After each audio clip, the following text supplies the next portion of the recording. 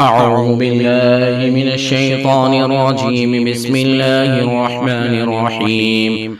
تبارك الذي بيده الملك وهو على كل شيء قدير، الذي خلق الموت والحياة ليبلوكم أيكم أحسن عملا وهو العزيز الغفور، الذي خلق 7 سماوات طباقا ما ترى في خلق الرحمن من تفاوت فارجع البصر هل ترى من فطور، ثم ارجع البصر كرتين ينقلب إليك البصر وهو حسير، ولقد زينا السماء الدنيا بمصابيح وجعلناها رجوما للشياطين وأعتدنا لهم عذاب السعير، وللذين كفروا بربهم عذاب جهنم وبئس المصير. إذا ألقوا فيها سمعوا لها شهيقا وهي تفور تكاد تميز من الغيظ، كلما ألقي فيها فوج سألهم خزنتها ألم يأتكم نذير،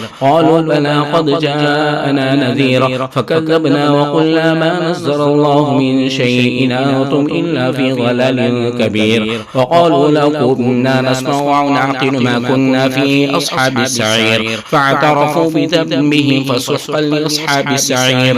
إن الذين يخشون ربهم بالغيب لهم مغفرة وأجر كبير، وأسروا قولكم أو اجهروا به إنه عليم بذات الصدور، ألا يعلم من خلق وهو اللطيف الخبير. هو الذي جعل لكم الأرض ذلولا فامشوا في مناكبها وكلوا من رزقه وإليه النشور. آمنتم من في السماء أن يخسف بكم الأرض فإذا هي تمور، أم أمنتم من في السماء أن يرسل عليكم حاسبا فستعلمون كيف نذير. ولقد كذب الذين من قبلهم فكيف كان نكير.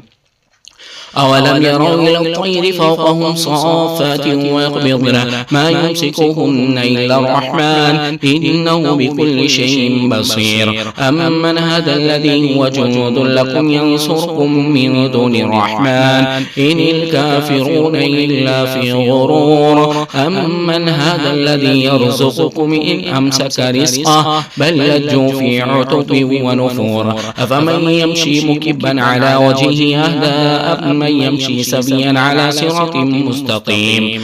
قل هو الذي أنشاكم وجعل لكم السمع والأبصار والأفئدة قليلا ما تشكرون. قل هو الذي ذراكم في الأرض وإليه تحشرون. ويقولون متى هذا الوعد إن كنتم صادقين.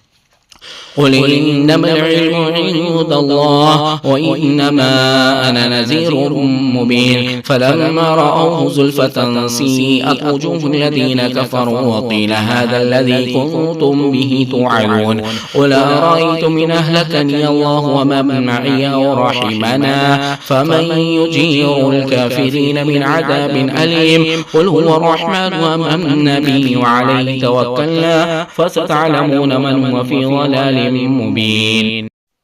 قل أرأيتم إن أصبح ماؤكم غورا فمن يأتيكم بماء معين.